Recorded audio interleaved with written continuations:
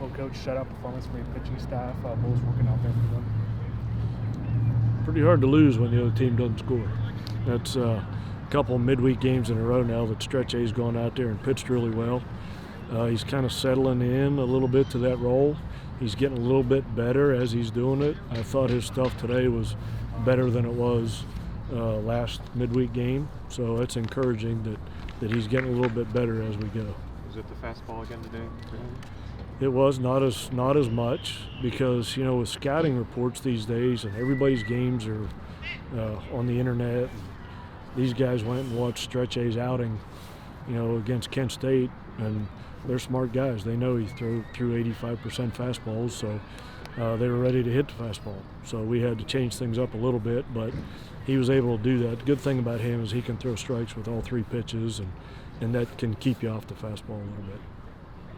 Coach, what's the importance of getting a win in these midweek games? You don't play 3 games like in the weekend, but you know, still something to take your head. You know, the first couple years we were here, we didn't win all of our midweek games, and I attributed that to the travel in the Big 12, and kids weren't used to it, and we were getting tired in the middle of the year, and we've really done a tremendous job, I think, in the last 4 years probably of addressing that and making sure guys get enough sleep and get enough rest. And between our nutritionist and our strength and conditioning guy, we make sure that we're taking care of guys' bodies. And because coming off of a Big 12 weekend, you know, when we come back home, we lose an hour to travel. Our kids don't get to bed till, 3 o'clock in the morning on Sunday night / Monday morning. And if you have to play on Tuesday, that's pretty tough.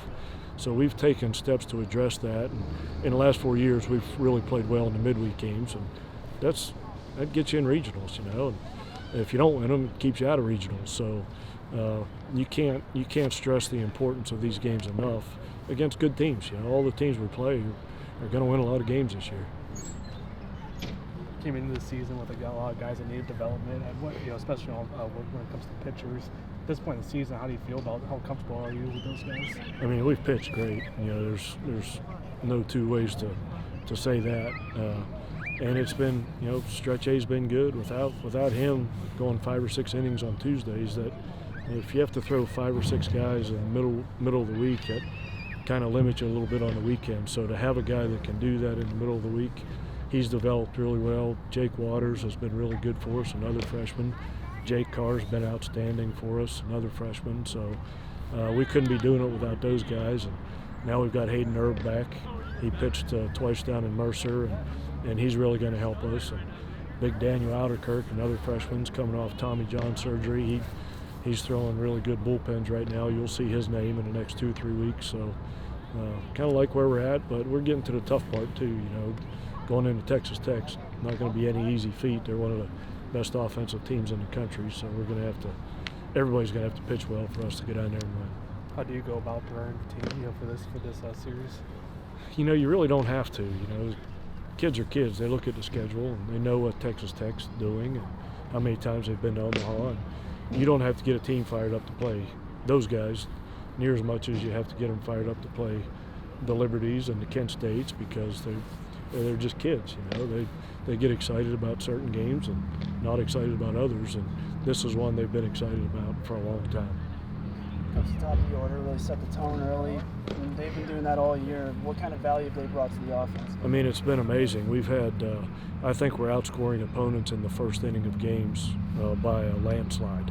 And it's so much easier to pitch with a lead, with Zardniski and Austin Davis and Dones setting the table. Now we've got guys driving them in. You get up even 1-0 in the first inning.